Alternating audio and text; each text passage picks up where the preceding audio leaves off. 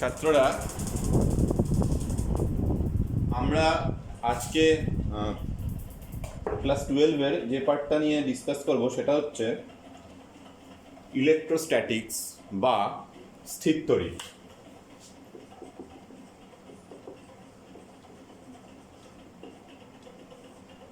Electro means charge, charge মানে আধান যাকে বলি। স্ট্যাটিক মানে স্থির অবস্থায় থাকা বা রেস্টে থাকা। তাহলে যখন বেশ কিছু আধান থেমে থাকে বা রেস্টে থাকে তখনই ফিজিক্সের যে ব্রাঞ্চে সেই ধরনের জিনিস নিয়ে আলোচনা করা হয় থেমে থাকা আধানকে নিয়ে, তাকেই আমরা বলে থাকি ইলেকট্রোস্ট্যাটিক্স। কেমন? তাহলে এই ইলেকট্রোস্ট্যাটিক্স বা স্থিরতড়িতের প্রথম বা একদম মূল বা প্রধান বা বেসিক মাদার ফর্মুলা যেটা, সেখান থেকে আমি ডিসকাস করতে শুরু করব, সেটা হচ্ছে কুলম্বের সূত্র, কুলম্বস ল বা কুলম্বের সূত্র, কুলম্বের সূত্র বা কুলম্বস ল।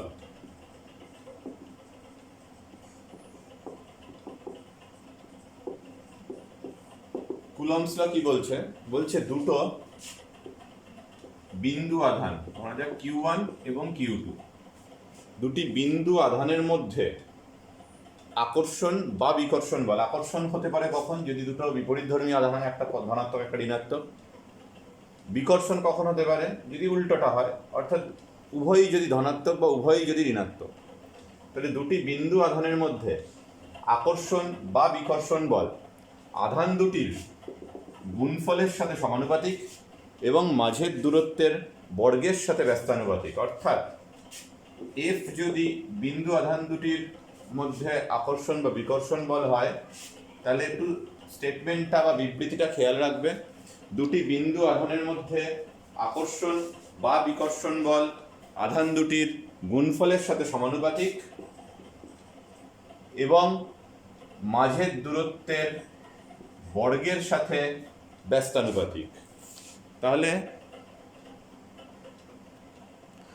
সেই অনুযায়ী আমরা বলতে পারি এফ সমানুপাতিক Q1 Q2 by R square. তাহলে এখানে একটা কনস্ট্যান্ট বা ধ্রুবক লিখতে হবে। সেটা কি হবে? আপাতত কনস্ট্যান্ট বলে লিখলাম।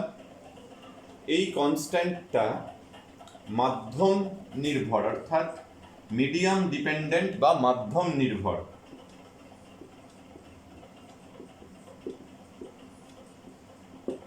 মিডিয়াম ডিপেন্ডেন্ট বা মাধ্যম নির্ভর অর্থাৎ তুমি সমপরিমাণ দুটো আধানকে যদি বায়ু মাধ্যমে রাখো এবং 1 মিটার দূরত্বে রাখো, একই আধান ধরা যাক 2 কুলম্ব বা 3 কুলম্ব, এরকম দুটো 2 কুলম্ব বা 3 কুলম্ব আধানকে ধরা যাক 3 মিটার দূরত্বে তুমি বায়ু মাধ্যমে রাখলে, তাতে যে বল কাজ করবে ওই একই আধানের পেয়ারটাকে আর কি, আধান দ্বয়কে, এবং একই পরিমাণ দূরত্বে রেখে তুমি যদি অন্য কোনো মাধ্যমে নিয়ে যাও, অর্থাৎ বায়ুর বদলে ধরা যাক জলে নিয়ে যাওয়া হলো, তাতে করে দেখা যাবে যে এই বলের মানটা পরিবর্তন হয়ে যাবে। কেন পরিবর্তন হয়ে যাবে?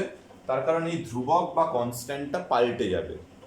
তাহলে একই পরিমাণ আধান একই দূরত্বে বায়ুতে তাদের মধ্যে যে পারস্পরিক আকর্ষণ বা বিকর্ষণ বল কাজ করবে, অন্য কোনো মাধ্যমে এই পারস্পরিক আকর্ষণ বা বিকর্ষণ বল পাল্টে যাবে।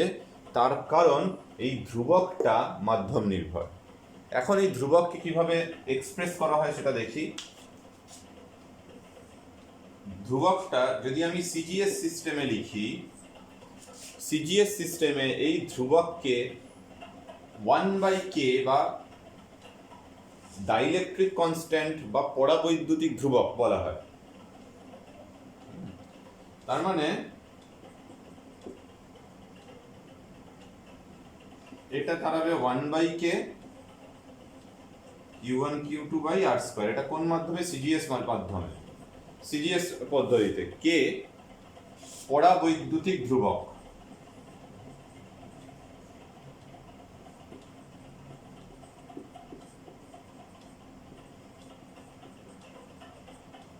বা ডাইইলেকট্রিক কনস্ট্যান্ট। এবং এসআই সিস্টেমে যদি করা হয়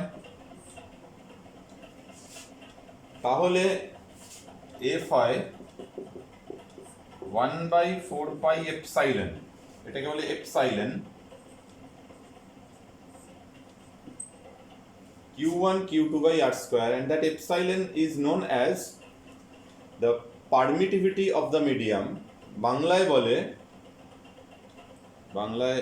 বলে বাংলা টার্মগুলো আসলে একটু ফটোমটো ভুলে যাওয়া যায়।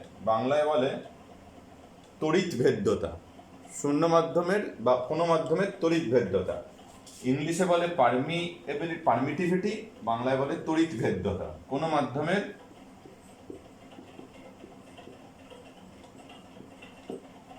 তড়িৎ ভেদ্যতা। যদি বায়ু মাধ্যমের জন্য আমরা এটা করি তাহলে এপসাইলনের জায়গায় যে ভ্যালুটা হবে সেটাকে আমরা একটা নির্দিষ্ট ভ্যালু থাকবে, সেটাকে এপসাইলন নট বলি। কারণ এই শূন্য মাধ্যম বা বায়ু মাধ্যমের জন্য এই তড়িৎ ভেদ্যতার মানটা হয় 8.854 10⁻⁻12। তো এত বড় জিনিসটা লিখতে অসুবিধে বলে আমি ওটাকে শর্টে এপসাইলন নট বলি বা এপসাইলন 0 বলি, সেটাকেই লিখলাম। তাহলে তুমি বুঝবে এপসাইলন 0 মানেই ওই ডিজিটটা যেটা আমি বললাম, এখানে লিখে দিচ্ছি। তাহলে এটা হচ্ছে q1 q2/r²। এই এপসাইলন 0-র ভ্যালুটা তোমরা খাতার তলায় লিখবে, আমার এখানটায় জায়গা নেই বলে আমি এখানে লিখলাম 8.854 × 10⁻⁻12 coulomb square Newton inverse m²⁻²। এবার এই এত বড় ডিজিটটাকে লিখতে অসুবিধে বলে আমরা এপসাইলন নট লিখি। তার মানে তড়িৎ ভেদ্যতা মাধ্যমের ধর্ম এবং এর শূন্য মাধ্যমের জন্য একটি নির্দিষ্ট মান আছে। এই নির্দিষ্ট মান বা নির্দিষ্ট ম্যাগনিটিউডটা হচ্ছে পার্টিকুলার ম্যাগনিটিউডটা এইটা, যেটাকে আমরা এপসাইলন নট বলে ডাকি। তাই জন্য আমরা যখন এয়ার মিডিয়াম বা বায়ু মাধ্যম বা ভ্যাকুয়াম বা শূন্য মাধ্যমের জন্য কুলম্বের সূত্র অ্যাপ্লাই করব, তখন আমি যে ফর্মুলাটা লিখবো সেটা 1/4πε0 q1 q2/r²। আশা করি বোঝা গেল। তাহলে এখান থেকে আমরা পরিষ্কার একটা ধারণা পেলাম যে কিভাবে আমরা কুলম্বের সূত্রকে সিজিএস এবং এসআই পদ্ধতিতে লিখব। এবার সিজিএস পদ্ধতিতে যখন আমি বায়ু মাধ্যম বা ভ্যাকুয়াম বা শূন্য মাধ্যমের জন্য এই কুলম্বের সূত্র লিখব, তার জন্য তাহলে কে এর মানের একটা নির্দিষ্ট মান থাকবে ঠিক আগের মতনই। কে এর এই নির্দিষ্ট মানটি বায়ু বা শূন্য মাধ্যমের জন্য 1 হয়, 1 হয়। তাহলে কে এর মান যদি শূন্য মাধ্যমের জন্য 1 হয়, তাহলে ফর ভ্যাকুয়াম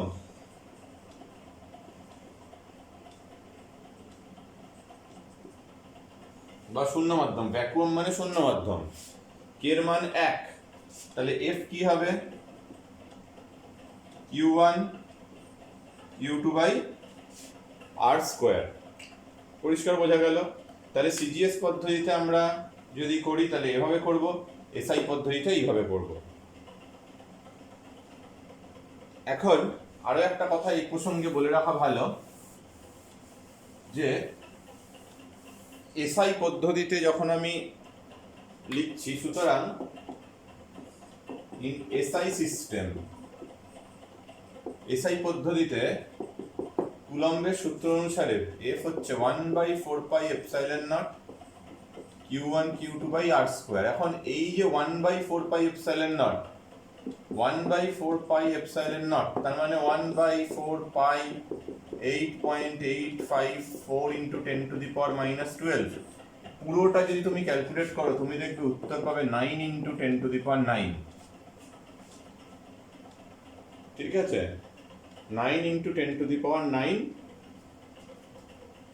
নিউটন মিটার² কুলম্ব⁻², এই এতটা পাবে। তার মানে তুমি কোনো একটা অঙ্ক চটপট হওয়ার জন্য, চটপট করবার জন্য এই 1/4πε0 না লিখে, 1/4πε0 না লিখে তুমি এভাবেও লিখতে পারো যে পুরোটার জায়গায় বায়ু মাধ্যমের ক্ষেত্রে এটা 9 × 10⁹।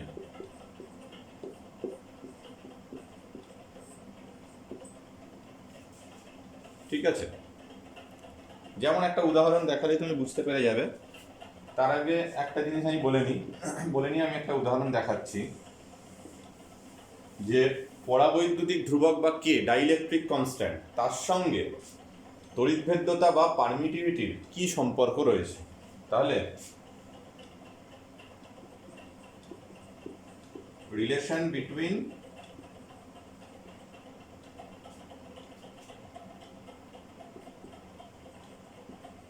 পারমিটিভিটি, যেটাকে আমরা বলি তড়িৎভেদ্যতা বাংলায়, অ্যান্ড ডাইইলেকট্রিক কনস্ট্যান্ট বা পরাবৈদ্যুতিক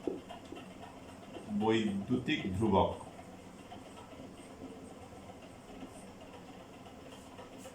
ঠিক আছে, রিলেশন বিটুইন পারমিটিভিটি বা তড়িৎভেদ্যতার সাথে ডাইইলেকট্রিক কনস্ট্যান্টের সম্পর্ক। ব্যাপারটা কিরকম দেখো, সাধারণত এটাকে আমরা কে বলি, হচ্ছে কে হচ্ছে কোনো মাধ্যমের পরাবৈদ্যুতিক ধ্রুবক বা ডাইইলেকট্রিক কনস্ট্যান্ট, সেটা এপসাইলন বাই এপসাইলন নটের রেশিও বা অনুপাতের সাথে সমান হবে। তার মানে বাংলায় বললে কোনো মাধ্যমের তড়িৎভেদ্যতা এবং শূন্য মাধ্যমের তড়িৎভেদ্যতার অনুপাতই হচ্ছে পরাবৈদ্যুতিক ধ্রুবক। আবার বলছি, একটু লিখে নেবে পজ করে। কোনো মাধ্যমের তড়িৎভেদ্যতা এবং শূন্য মাধ্যমের তড়িৎভেদ্যতার অনুপাতই হলো পরাবৈদ্যুতিক ধ্রুবক। কেমন? আর ইংলিশে হচ্ছে dielectric constant can be defined as the ratio of permittivity of any medium to the permittivity of free space. So it is very clear that dielectric constant will not have any unit, as it is ratio of two similar quantities or two quantities of similar dimension. একই ধরনের মাত্রা বা ডাইমেনশনের দুটো জিনিসের ratio, তার মানে এর কোনো একক থাকবে না। তাহলে কি একটা একক বিহীন। তাহলে ফর এয়ার এই কারণেই, যদি তুমি এটা হচ্ছে কোনো মাধ্যমের পরাবৈদ্যুতিক ধ্রুবক বা dielectric constant of any medium, এখানে পারমিটিভিটি অফ এনি মিডিয়াম, এটা পারমিটিভিটি অফ ফ্রি স্পেস। তার মানে তুমি যখনই এটা পারমিটিভিটি অফ এয়ার মিডিয়াম বলবে, তাহলে এটা dielectric constant of air medium বার করতে চাইবে। ঠিক আছে, কে এয়ার বার করতে চাইবে, তখন এখানে হবে epsilon air by epsilon zero. এবার বায়ু মাধ্যমের জন্য এপসাইলনের ভ্যালুটাও এপসাইলন নটই হয়। তার মানে এটা কি হবে, epsilon naught by epsilon naught, তার মানে ভ্যালু হয়ে যাবে 1। এই কারণের জন্যই বায়ু মাধ্যম বা শূন্য মাধ্যমের জন্য পরাবৈদ্যুতিক ধ্রুবকের মান 1 হয়, ডাইইলেকট্রিক কনস্ট্যান্টের ভ্যালু 1 হয়। কিসের জন্য? For air or vacuum. আশা করছি এটা পরিষ্কার বোঝা গেল। এবার আমি যে টপিকে চলে যাব সেটা হচ্ছে আধানের একক, ইউনিট অফ চার্জ।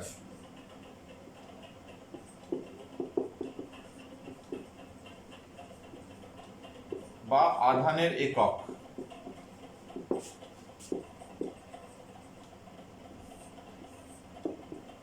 যেটা ল্যাঙ্গুয়েজ তাতে লিখবে, আধানের একক বা ডাইইলেকট্রিক ইউনিট অফ চার্জ। ব্যাপারটা কেমন? সিজিএস এবং এসআই পদ্ধতিতে, সিজিএস এবং এসআই সিস্টেমেতে চার্জের ইউনিট একটু ডিফারেন্ট হয়। কিরকম? এসআই সিস্টেমেতে কুলম্ব, সিজিএস সিস্টেমেতে ইএসইউ। এটাকে বাংলায় অনেক সময় আধানের স্থিরতারিতিক একক বলে, ইএসইউ নামেও বহুল প্রচলিত। ঠিক আছে, এখানে আর বাংলা ইংলিশ ভাগ করে যাবে না। তুমি সিজিএস একক কি কুলম্ব, এই এসআই একক কি কুলম্ব এবং সিজিএস একক কি ইএসইউ মনে রাখবে। 1 কুলম্ব হচ্ছে 3 × 10⁹ ইএসইউ। 1 কুলম্ব হচ্ছে 3 × 10⁹ ইএসইউ হলো। এরপর আমি তোমাদের যেটা বলতে যাচ্ছি, যে তোমায় আমি বলছিলাম যে একটা এক্সাম্পল দিয়ে আমি তোমায় দেখাবো যে কিরকম ভাবে ব্যাপারটা ইউজ হয়। এটা মুছে দিলাম। আমরা কুলম্বের সূত্রে যা দেখেছিলাম সেটা ছিল এরকম, যে F = 1/4πε Q1 Q2/r²। যদি এয়ার মিডিয়ামে হয় এটা এপসাইলন নট। এবার ধরা যাক দুটি বিন্দু আধান 2 কুলম্ব এবং 3 কুলম্বের, তোমরা একটু বাংলায় যারা লিখবে লিখে নাও, আমি বোর্ডেতে ইংলিশে লিখব। দুটি বিন্দু আধান 2 কুলম্ব এবং 3 কুলম্ব মানের, এরা পরস্পরের থেকে 2 মিটার দূরত্বে রয়েছে। এদের মধ্যে আকর্ষণ বা বিকর্ষণ বল কত হবে বায়ু মাধ্যমে? 2 point charges of 2 coulomb and 3 coulomb are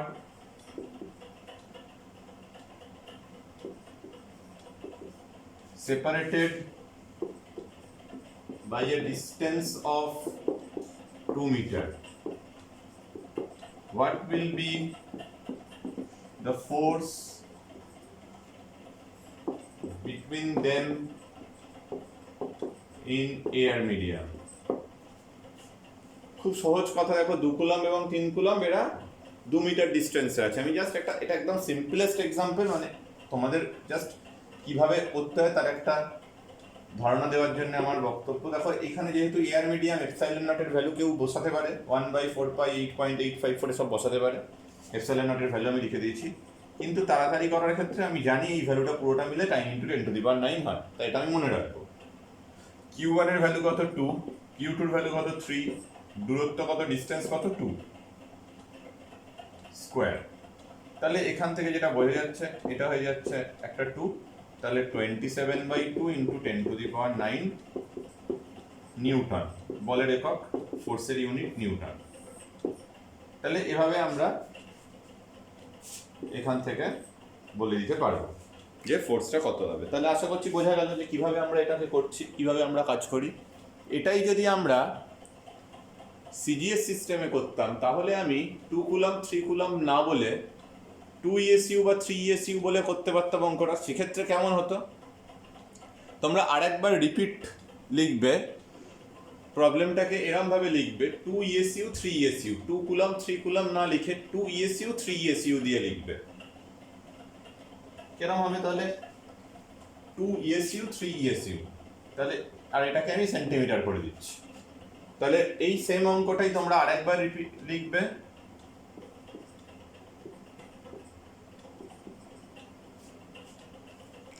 বাংলায় যেরকম ভাবে বলেছিলাম শুধু 2 ESU 2 কুলম্ব 3 কুলম্বের বদলে 2 ESU আর 3 ESU করে দেবে, আর মাঝের ডিস্টেন্সটা 2 মিটার বলেছিলাম তার বদলে 2 সেন্টিমিটার করে দেবে, তাহলেই হবে। তাহলে সেক্ষেত্রে আমার যে ফর্মুলাটা সেটা 1/4πε0 নয়, আমার নর্মাল ফর্মুলাটা হচ্ছে 1/k Q1 Q2/r² for air. কে এর মান 1 হয় আমি আগেই বলেছি, তাহলে F কত হবে, এটা 1, Q1 এর মান 3 ESU 2 ESU 2 ESU 3 ESU, তাহলে 2 × 3 বাই এটা স্কোয়ার 2 স্কোয়ার, তার মানে অনলি 3/2, এত ডাইন। ঠিক আছে, তার মানে দেখো সিজিএস এ করা অনেক বেশি কম্পারেটিভলি ইজি। ঠিক আছে, তাহলে সিজিএস পদ্ধতিতে অঙ্ক করা কম্পারেটিভলি অনেক ইজি হলো। তাহলে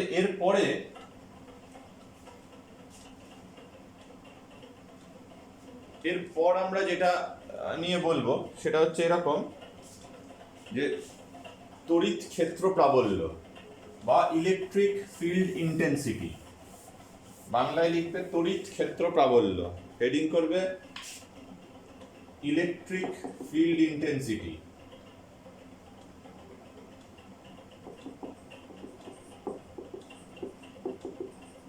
বা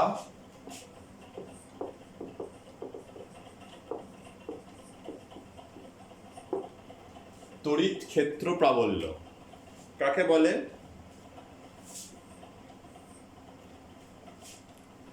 ধরছি দুটো চার্জ, এখানে একটা কিউ চার্জ আমার রয়েছে, এখান থেকে r ডিস্টেন্সে কোনো একটা পয়েন্ট এ, যেই পয়েন্টে আমি তড়িৎ ক্ষেত্র প্রাবল্য বা ইলেকট্রিক ফিল্ড ইন্টেন্সিটি মেজার করতে চাই, কি করতে হবে?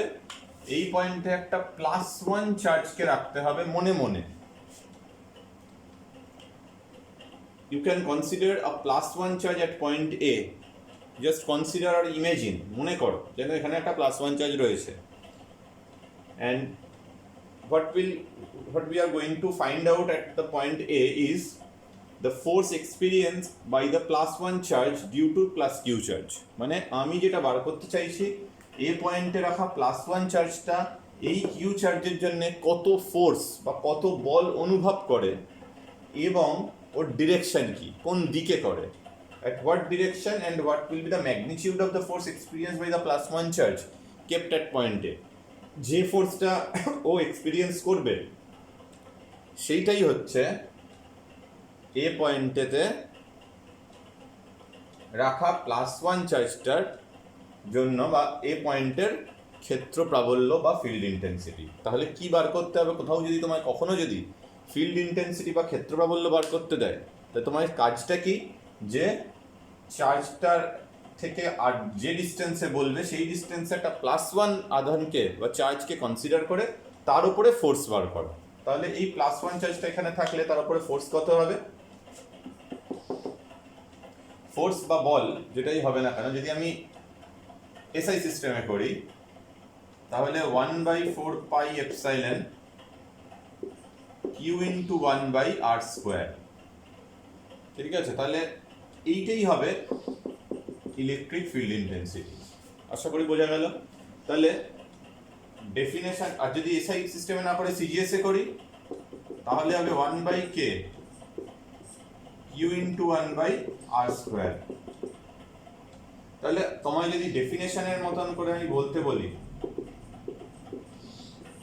কি বলবে ডেফিনেশন? বলবে কোনো একটি, আমি আগে বাংলায় বলছি তারপর ইংলিশে বলছি, কোনো একটি বিন্দু আধানের থেকে, বা এক সেকেন্ড, তড়িৎ ক্ষেত্রের কোনো বিন্দুতে, বিন্দু আধান থেকে লিখো না, তড়িৎ ক্ষেত্রের কোনো বিন্দুতে একক ধনাত্মক আধানকে রাখলে, কোনো তড়িৎ ক্ষেত্রের কোনো বিন্দুতে একক ধনাত্মক আধানকে রাখলে ওই একক ধনাত্মক আধানের ওপর ক্রিয়াশীল বলই হলো ওই বিন্দুর তড়িৎ ক্ষেত্র প্রাবল্য। ইংলিশে বলছি,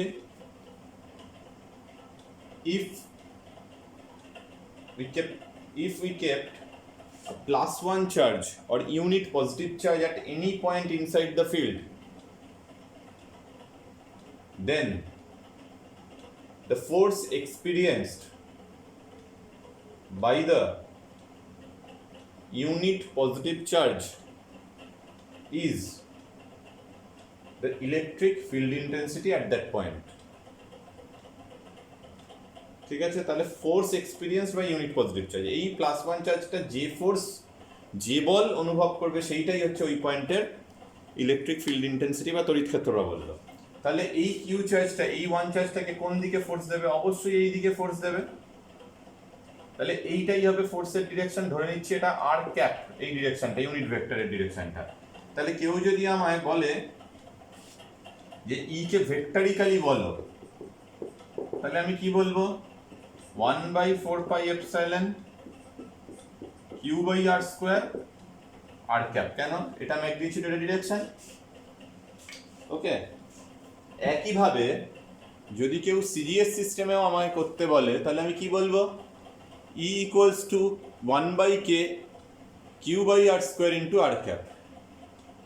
E = 1/k, E = 1/k q/r² × r cap.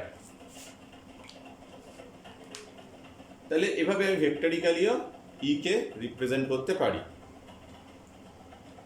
হলো কুলম্বস লকে এরকম ভাবে রিপ্রেজেন্ট করা যেত। তাহলে এবার আমরা যেটা দেখে নেব সেটা হচ্ছে তড়িৎ ক্ষেত্র প্রাবল্য এবং প্রযুক্ত বলের সম্পর্ক। তাহলে সংজ্ঞা ইলেকট্রিক ফিল্ড ইন্টেন্সিটি ডেফিনেশন আমি বলে দিয়েছি, আশা করছি তোমরা লিখে নিয়েছো। তাহলে রিলেশন বিটুইন দ্য ফোর্স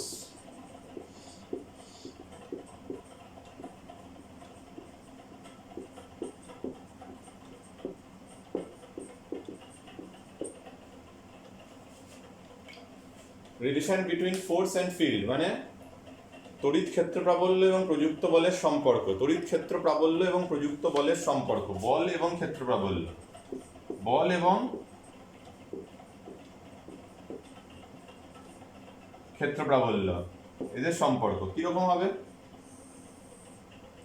ধরছি এখানে একটা কিউ আধানকে রেখেছি, এখান থেকে আর ডিস্টেন্সে এই পয়েন্ট এ, এখানে +1 চার্জ রেখে আমরা সাধারণত তড়িৎ ক্ষেত্র প্রাবল্য হিসেব করি। তো +1 চার্জ যদি না পাই তাহলে আমায় কি করতে হবে? আমায় একটা প্লাস কিউ, স্মল কিউ চার্জকে আমি রাখলাম। তাহলে এই যে স্মল কিউ চার্জটা রাখলাম, তাহলে এই ক্যাপিটাল কিউ চার্জ এই স্মল কিউ চার্জকে নিশ্চয়ই কোনো বল টল দেবে। তাহলে force on small Q charge,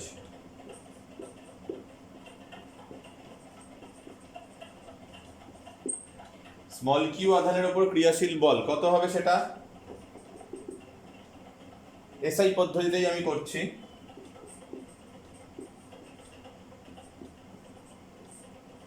এইটা হবে কোন দিকে কাজ করবে বলটা? এই দিকে কাজ করবে, কারণ এই কিউকে রিপালশন করবে বা বিকর্ষণ করবে। রিপালশন করলে ওদিকে যাবে, বিকর্ষণ করলে দূরে যাবে, অ্যাট্রাক্ট করলে কাছে আসতো। তাহলে আমি যদি এই ডিরেকশনটাকে আর ক্যাপ বলি, তাহলে বলের দিক যখন বলবো তখন এখানে একটা আর ক্যাপ বলা উচিত। পরিষ্কার? এবার তুমি একটু ভালো করে লক্ষ্য করে দেখো যে কিউ চার্জ থেকে আর ডিস্টেন্সে ক্ষেত্র বলের মান কি হয়েছিল, এইটা, তাই তো? তাহলে এই স্মল কিউটাকে বাদে, তাহলে আমি স্মল কিউটাকে তাহলে বাইরে লিখছি, এটাকে আলাদা করে। একই ব্যাপার, এখানে না লিখে বাইরে লিখলাম। প্রোডাক্টই তো আছে, গুণই আছে, প্রোডাক্ট হিসেবেই আছে, এখানে প্রোডাক্টটা না করে দিক দিয়ে করলাম। তাহলে এই পার্টটাকে আমি ইলেকট্রিক ফিল্ড ইন্টেন্সিটি বা তড়িৎ ক্ষেত্র প্রাবল্য বলে বলতে পারি। তাহলে কি দাঁড়ালো? স্মল কিউ আর এই পার্টটা ই ভেক্টর।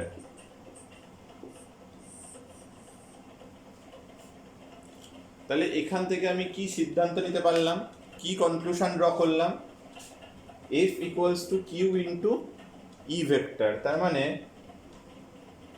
তোমার কোনো পয়েন্টে ইলেকট্রিক ফিল্ড ইন্টেন্সিটি যদি জানা থাকে, এবার ওই পয়েন্টে যদি তুমি একটা কিউ চার্জকে রাখো, তাহলে তার উপর কত ফোর্স পড়বে সেটা কিউ ইন্টু ই হবে। তাহলে কোনো একটা জায়গায় যদি তোমার ইলেকট্রিক ফিল্ড ইন্টেন্সিটি জানা থাকে আর ওই জায়গায় তুমি কত চার্জকে নিয়ে আসছো সেটা যদি তুমি জানো, তাহলে তুমি খুব সহজেই ওই চার্জের ওপরে কত ফোর্স কাজ করবে সেইটা বার করতে পারবে।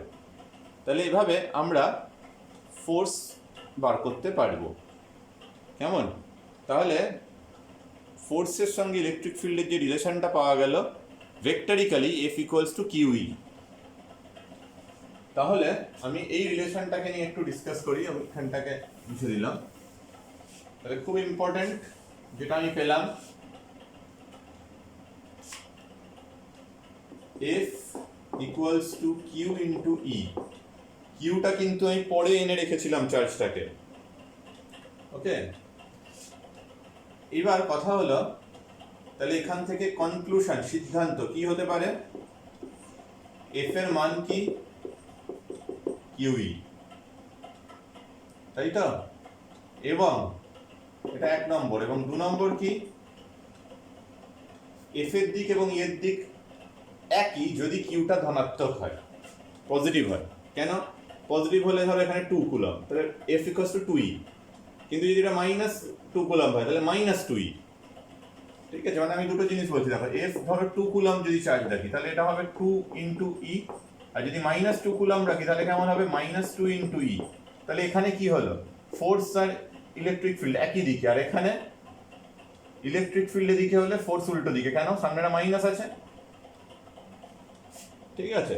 তার মানে এর থেকে বোঝা যায় যে একটা কিউ আধানের ওপর, কিউ চার্জকে যদি ই ফিল্ডের মধ্যে রাখা হয় তাহলে ওর ওপর যে ফোর্স পড়ে সেটা কিউই, এবং ফোর্সের ডিরেকশন কী হবে, যদি কিউটা পজিটিভ হয় তাহলে ইলেকট্রিক ফিল্ডের দিকে ছুটে যাবে, যদি কিউটা নেগেটিভ হয় তাহলে ইলেকট্রিক ফিল্ড যেদিকে বা তড়িৎ ক্ষেত্র বললো যেদিকে তার উল্টো দিকে যাবে। ক্লিয়ার? তার মানে positive charge moves in the direction of field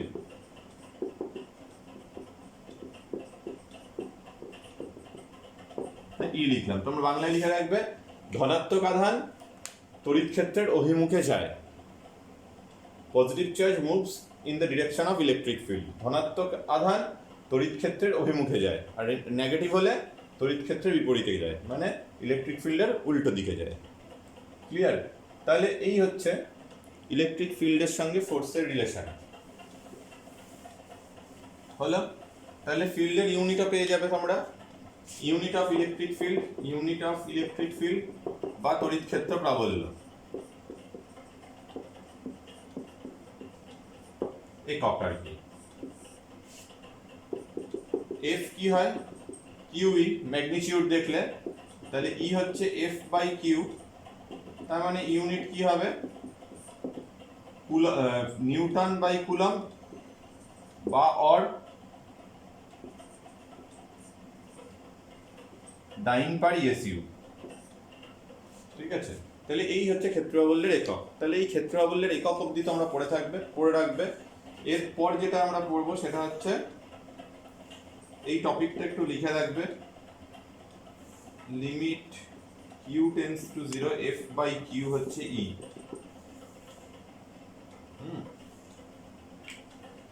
এটাও একটু করে নাও। কেন এটা বলি, প্রায় এরকম ভাবে ইলেকট্রিক ফিল্ডকে বোঝানো হয়।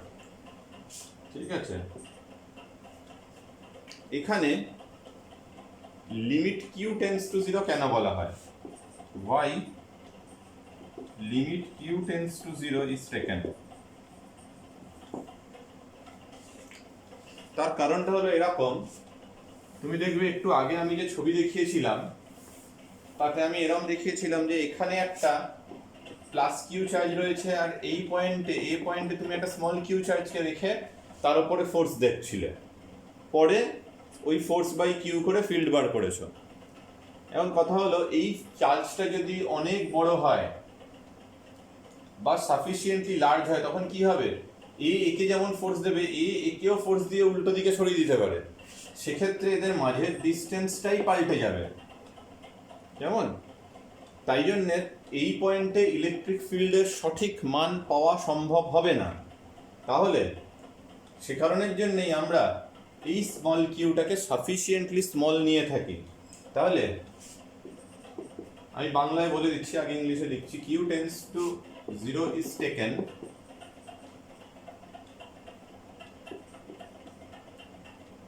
because you should be sufficiently small so that it can't disturb the original source charge distribution। বাংলায় লিখবে যে কিউ টেন্স টু 0 হওয়া প্রয়োজন, কারণ কিউ যদি